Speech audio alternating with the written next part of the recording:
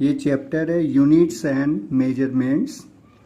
इस चैप्टर में हम लोग इस वीडियो में डायमेंशन और डायमेंशन एनालिसिस जो है उससे संबंधित हम लोग विषय पर डिस्कस करने जा रहे हैं।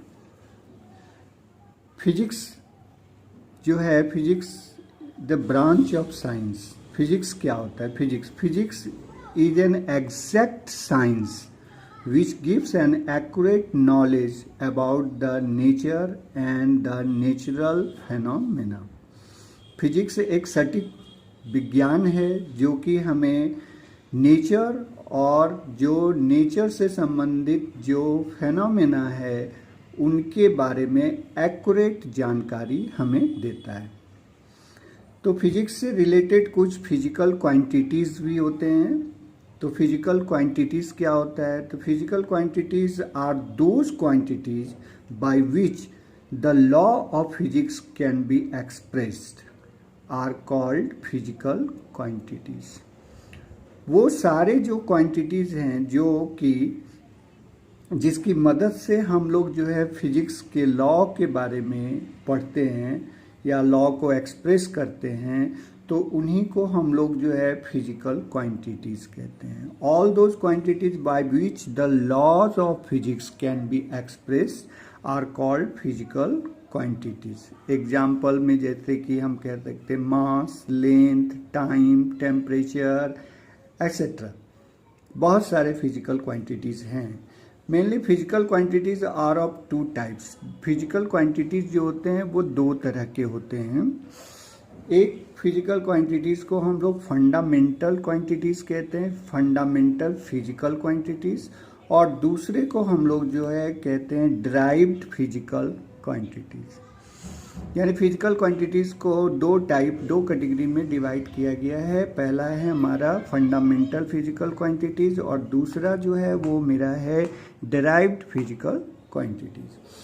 अब देखते हैं कि फिजिकल क्वांटिटीज़ में फंडामेंटल क्वांटिटीज़ क्या होता है।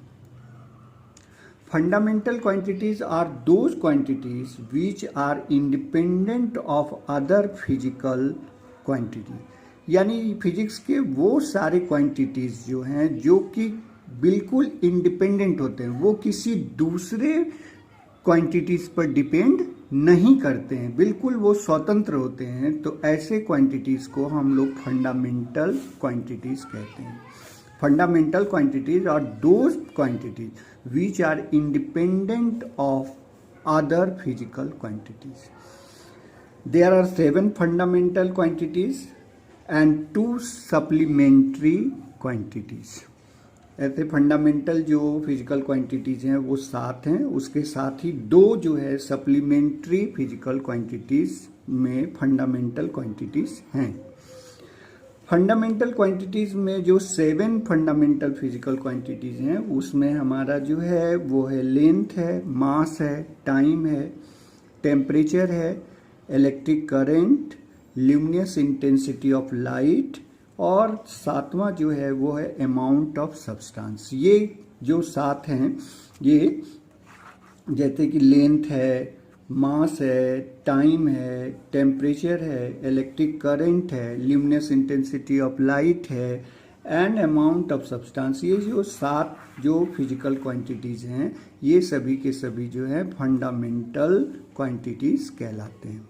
ओके, फिर अब देखिए कि सप्लीमेंट्री जो हमारे क्वांटिटीज़ थे उसमें हमारा जो है एक है प्लेन एंगल और दूसरा जो है वो है सॉलिड एंगल। ये प्लेन एंगल के बारे में तो आप लोग भली भांति अभी तक जानते होंगे। जो हम लोग जो डिग्री वगैरह में जो मेजर करते हैं, प्लेन में जो एंगल बनता है उसको हम लोग प्लेन एंगल कहते हैं। ये सॉलिड एंगल कुछ नया है यहाँ पर। तो सॉलिड एंगल के कुछ बारे में कुछ मैं इस तरह से बता रहा हूँ, आप ये समझने की कोशिश करिए कि जैसे सॉलिड एंगल तो पहले ये जान लीजिए कि ये प्लेनर नहीं होता है, ये हमारा 3 डायमेंशनल एंगल होता है। ये हमारा जो है 3 डायमेंशनल एंगल है। तो जैसे कि मान लीजिए यहाँ पर कोई एरिया है, ये एरिया, और यहाँ पर इस पॉइंट पे ये एरिया जो है को अगर इसके पेरीफेरी को अगर मैं ज्वाइन कर दूँ सारे पॉइंट को तो एक कोन टाइप का हो जाएगा, यहाँ पर कोन के जैसा।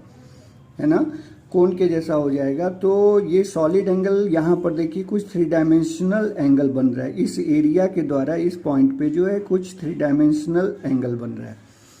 तो हम लोग जो सॉलिड एंगल को डिफाइन करते हैं तो इस तरह से डिफाइन करते हैं कि ये जिस एरिया के द्वारा यहाँ पर हमको ये एंगल मेजर करना है उस एरिया का नॉर्मल एरिया लिया जाता है, normal area by radius square. Radius के नॉर्मल वो एरिया लिया जाता है। अगर ये एरिया रेडियस पे अगर ये एरिया नॉर्मल नहीं है तो फिर उसका कंपोनेंट हम लेते हैं, नॉर्मल डायरेक्शन में हम उसका कंपोनेंट लेते हैं। तो हम यहाँ पर याद रखिएगा सॉलिड एंगल जो होता है वो normal area by radius square होता है। डिटेल से और आगे आप जानेंगे। नॉर्मल एरिया जैसे इसका पूरा एरिया मान लीजिए कि डेल्टा ए है और यहाँ पे रेडियस जो है इसका आर है, तो यहाँ पर याद रखिएगा normal area by radius square होता है delta A by R square. जैसे आपको जानकारी होगा कि किसी प्लेन में जो प्लेन एंगल किसी पॉइंट के अराउंड जो प्लेन एंगल टोटल जो प्लेन एंगल होता है वो 2 पाई रेडियन के इक्वल होता है, 2 पाई रेडियन यानी 360 डिग्री। लेकिन वही सॉलिड एंगल अगर इस पॉइंट के बारे में पॉइंट के अबाउट में जानना चाहूँगा कि पूरा सॉलिड एंगल कितना होगा, 3 डायमेंशनली सॉलिड एंगल जो है वो इस पॉइंट के अराउंड कितना होगा, तो याद रखिएगा वो मेरा 4 पाई रेडियन होता है, 4 पाई रेडियन यानी 720 डिग्री। याद रखिएगा इस बात को। टोटल जो solid angle around a point जो होता है वो हमारा 720 डिग्री यानी 4 पाई रेडियन होता है। ओके, अब दूसरा देखते हैं कि ये ड्राइव्ड फिजिकल क्वांटिटीज क्या है। ड्राइव्ड फिजिकल क्वांटिटीज, तो ड्राइव्ड फिजिकल क्वांटिटीज में आप यहाँ देखें जो derived physical quantities are those quantities which depend upon fundamental physical quantity. यानी ड्राइव्ड फिजिकल क्वांटिटीज हम लोग उस क्वांटिटीज को कहते हैं जो कि फंडामेंटल फिजिकल क्वांटिटी पर डिपेंड करता है। जबकि हमने कहा आपको कि जो हमारा फंडामेंटल फिजिकल क्वांटिटीज होता है वो बिल्कुल इंडिपेंडेंट होता है, बिल्कुल वो किसी दूसरे क्वांटिटीज पे डिपेंड नहीं करता है। जबकि हमारा ड्राइव्ड फिजिकल क्वांटिटी जो है वो उन सारे क्वांटिटीज को कहा जाता है जो कि फंडामेंटल फिजिकल क्वांटिटी पे डिपेंड करता है। जैसे फॉर एग्जांपल में आप जैसे स्पीड को ले लीजिए, एक्सेलरेशन ले लीजिए, फोर्स ले लीजिए, वर्क ले लीजिए, एक्सेट्रा बहुत सारे आपके ड्राइव यानी फंडामेंटल फिजिकल क्वांटिटी को छोड़ करके अदर जितने भी जो हमारे जो फिजिकल क्वांटिटीज होते हैं वो सब के सब हमारे जो होते हैं वो ड्राइव फिजिकल क्वांटिटीज हैं। जैसे स्पीड को आप लिखना चाहेंगे तो स्पीड इक्वल टू क्या होता है, डिस्टेंस बाय टाइम। डिस्टेंस का मतलब क्या हुआ, लेंथ, टाइम। तो लेंथ और टाइम ये दोनों के दोनों देखिए ये फंडामेंटल फिजिकल क्वांटिटी है। यानी कि स्पीड जो है, स्पीड का जो ये क्वांटिटी जो है वो रिलेटेड है, वो डिपेंड करता है लेंथ पे और टाइम पे। दोनों के दोनों मेरे फंडामेंटल फिजिकल क्वांटिटीज हैं। यानी कि ये स्पीड को मैं ड्राइव्ड फिजिकल क्वांटिटी बोलूँगा। क्यों, इसलिए कि ये मेरा जो है फंडामेंटल फिजिकल क्वांटिटी पे डिपेंड कर रहा है। ओके, फिर जैसे आप एक्सेलरेशन को देखिए तो एक्सेलरेशन इक्वल टू क्या लिखते हैं हम लोग, वेलोसिटी अपॉन टाइम। और वेलोसिटी को क्या लिखते हैं, डिस्प्लेसमेंट अपॉन टाइम। तो यहाँ पर क्या हो गया, डिस्प्लेसमेंट अपॉन टाइम और फिर ये भी टाइम है तो वो टाइम का इनटू हो जाएगा नीचे। डिस्प्लेसमेंट मतलब क्या हुआ, लेंथ, और टाइम इंटू टाइम स्क्वायर। तो ये लेंथ भी मेरा क्या है, फंडामेंटल क्वांटिटी, और ये टाइम भी क्या है मेरा फंडामेंटल फिजिकल क्वांटिटी। तो इस वजह से जो है acceleration equal to length by time square जो हम लोग लिखते हैं, तो ये मेरा जो है ये एक्सेलरेशन ड्राइव्ड फिजिकल क्वांटिटीज है। ठीक है, जैसे हम फोर्स लिख रहे हैं तो फोर्स इक्वल टू क्या होता है, मास इंटू एक्सेलरेशन। तो मास हम ये लिख दिए। अब एक्सेलरेशन इक्वल टू क्या होता है, तो यहाँ पे लेंथ बाय टाइम स्क्वायर। तो लेंथ बाय टाइम स्क्वायर, तो मास भी मेरा फंडामेंटल है, लेंथ भी मेरा फंडामेंटल है, टाइम भी मेरा जो है फंडामेंटल है। तो इसलिए ये फोर्स जो है फंडामेंटल फिजिकल क्वांटिटी पर डिपेंड कर रहा है। इस वजह से मैं फोर्स को ड्राइव्ड फिजिकल क्वांटिटी कहता हूँ। जैसे वर्क लिखिए तो वर्क इक्वल टू क्या होता है, तो फोर्स इंटू डिस्प्लेसमेंट। तो फोर्स इंटू डिस्प्लेसमेंट लिखेंगे तो फोर्स का तो मैं ये लिख दूंगा mass into length by time square, और डिस्प्लेसमेंट फिर लेंथ लिख देंगे। तो फिर यहाँ पर क्या हो जाएगा, work equal to mass into length square by time square.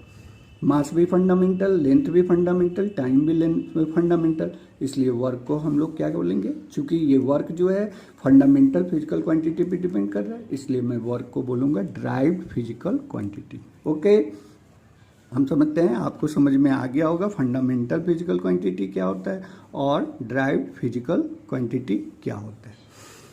अब देखिए, to study physical quantities we need measurement.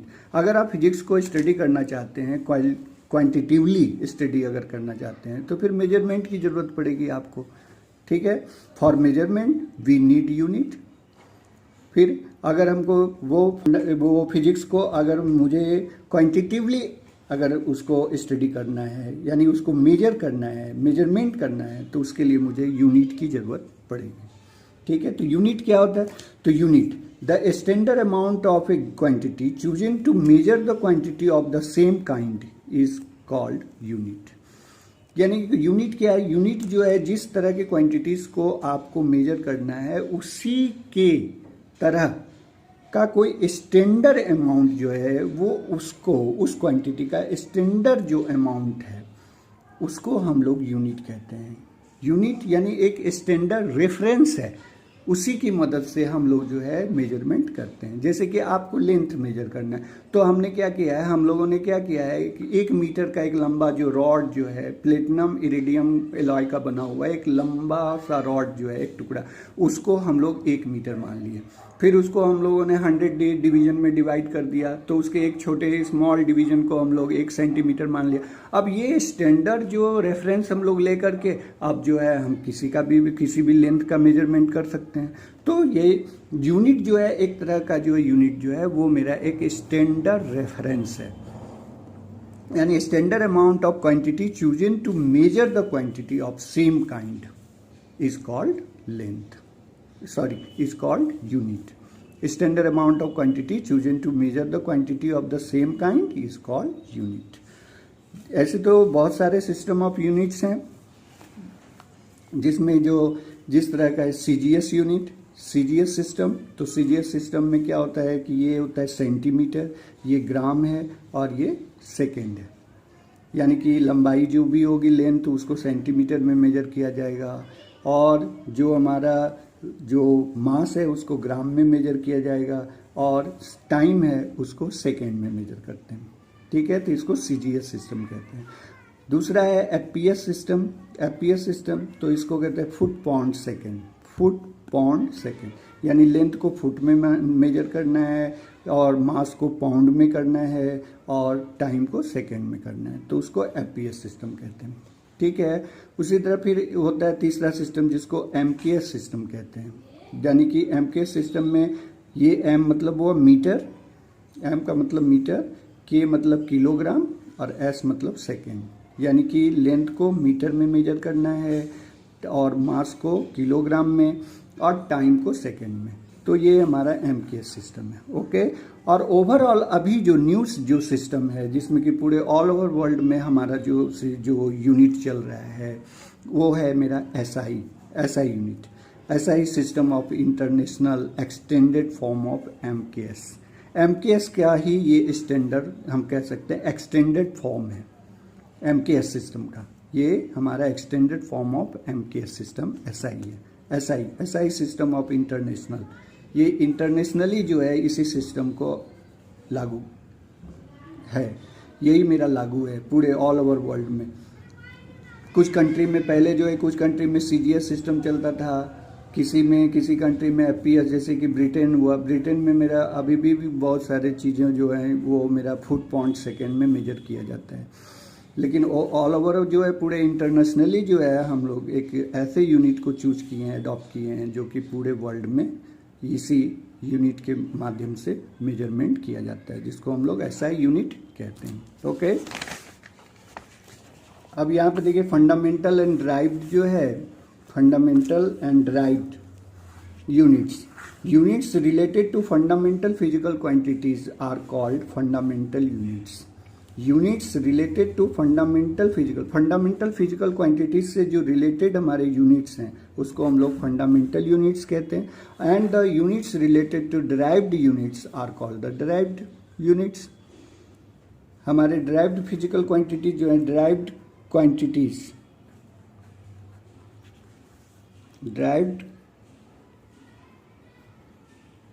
Quantities units related to derived quantities are called derived units. Okay, तो देखिए कुछ रिलेटेड मैं उसके सिंबल भी बता रहा हूँ टेबल में। इस टेबल में देखिए हमारा फंडामेंटल फिजिकल क्वांटिटी यहाँ पर हमने लिखा है, यहाँ 7 there are 7 fundamental physical quantity and 2 additionally supplementary physical fundamental quantity. तो यहाँ पर 7 जो मेन फंडामेंटल फिजिकल क्वांटिटीज हैं वो है मेरा length, mass, time, temperature, electric current, luminous intensity, amount of substance. तो इसका जो एसआई यूनिट है, लेंथ का मीटर है, मास का किलोग्राम, टाइम का सेकेंड, टाइम और टेम्परेचर का केल्विन, और इलेक्ट्रिक करंट का एम्पियर, और ल्यूमिनस इंटेंसिटी कैंडिला, और अमाउंट ऑफ सब्सटेंस मोल। ठीक है, याद रखना है, लेंथ का मीटर, मास का किलोग्राम, टाइम का सेकेंड, और टेम्परेचर का केल्विन, इलेक्ट्रिक करंट का एम्पियर, ल्यूमिनस इंटेंसिटी का कैंडिला, और अमाउंट ऑफ सब्सटेंस का मोल। और इसके सिंबल जो हैं वो इस तरह के हैं, मीटर का स्मॉल m, किलोग्राम का kg लिखते हैं हम लोग, सेकेंड s, केल्विन केवल k से डिनोट करते हैं, एम्पियर को कैपिटल A से, कैंडिला को CD से, और मोल को MOL। ओके, फिर ये सप्लीमेंट्री जो यूनिट्स हैं, सप्लीमेंट्री फिजिकल क्वांटिटीज से रिलेटेड जो यूनिट्स हैं वो मेरा दो सप्लीमेंट्री फिजिकल क्वांटिटीज होते हैं, एक प्लेन एंगल, दूसरा सॉलिड एंगल। तो प्लेन एंगल्स के बारे में तो अभी भली भांति आप लोग जानते हैं। तो प्लेन एंगल का जो है वो जो एसआई यूनिट है वो डिग्री नहीं है, रेडियन है, रेडियन। इसको डिनोट हम लोग करते हैं RAD से। ठीक है, और जो सॉलिड एंगल होता है, जो कि अभी अभी हमने कुछ इसके बारे में बताया था इसके पीछे पहले, तो सॉलिड एंगल है उसका यूनिट जो है वो है स्टेरेडियन ऐसा। ठीक है, प्लेन एंगल का रेडियन और सॉलिड एंगल का स्टेरेडियन। ये मेरा प्लेनर एंगल होता है, प्लेन में एंगल होता है, और ये मेरा सॉलिड जो है 3 डायमेंशनल एंगल होता है। ओके, यहाँ पर 2 इंपॉर्टेंट बात बताते हैं कि आपको जो है जनरली जो है जो स्कूल के जो एग्ज़ाम होते हैं, एग्ज़ाम वगैरह में जो है जनरली मीटर का और सेकंड का डिफिनेशन पूछा जाता है, मीटर का और सेकंड का डिफिनेशन। तो मीटर क्या है, तो 1 metre is defined as the length of the path travel by light in vacuum during a time of interval of 1/299792458 of a second. यानी कि 1 मीटर उस लंबाई को कहते हैं जितना कि लाइट जो है वैक्यूम में light 1/299792458 of a second, 1 second के इतना जो हिस्सा होता है, 1 सेकेंड का 1/299792458 इतने सेकेंड में लाइट वैक्यूम में जितना डिस्टेंस को ट्रेवल करता है उसको हम लोग 1 मीटर कहते हैं। 1 metre is defined as the length of path travelled by light in vacuum during a time interval of 1/299792458 of a second। Okay, दूसरा जो है सेकेंड है, सेकेंड में सेकेंड का भी अक्सर मैंने ऐसे तो 7 मेरे यहाँ पर फंडामेंटल फिजिकल क्वांटिटी और उससे रिलेटेड यूनिट्स हैं 7, लेकिन उसमें जो आगे आप लोग जैसे जैसे पढ़ते जाएंगे और फिर 12 में जब पढ़ेंगे तो उसके सारे डिफिनेशन आप लोग को मालूम होता जाएगा। अभी फ़िलहाल आप लोग को जो है क्वेश्चन जो पूछा जाता है उसके बारे में बता दूँ, अक्सर मीटर का डिफिनेशन पूछा जाता है और सेकेंड का पूछा जाता है, इसलिए मैं आपको बता दिया कि ये दोनों बता रहा हूँ। सेकेंड का डिफिनेशन क्या है, तो 1 second is the duration of 9192770। 1 second is the duration of 91926317770 periods of radiation corresponding to the transition between the 2 hyperfine levels of the ground state of the cesium-133 atom।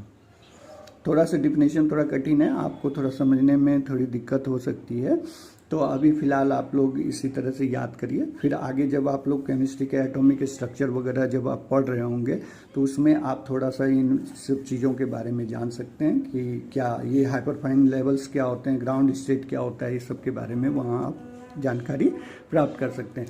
अभी फिलहाल आपको इसी तरह से डिफिनेशन को याद रख लेना है कि 1 सेकेंड क्या होता है। तो 1 second is the duration of 9,192,631,770 periods of the radiation corresponding to the transition between the two hyperfine levels of the ground state of cesium-133 atom।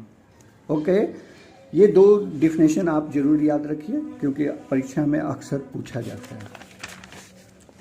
चलिए अब हम अगले जो वीडियो है उसमें मैं डायमेंशंस के बारे में आपको बताऊंगा, डायमेंशन और उसके यूजेस वगैरह के बारे में बताऊंगा।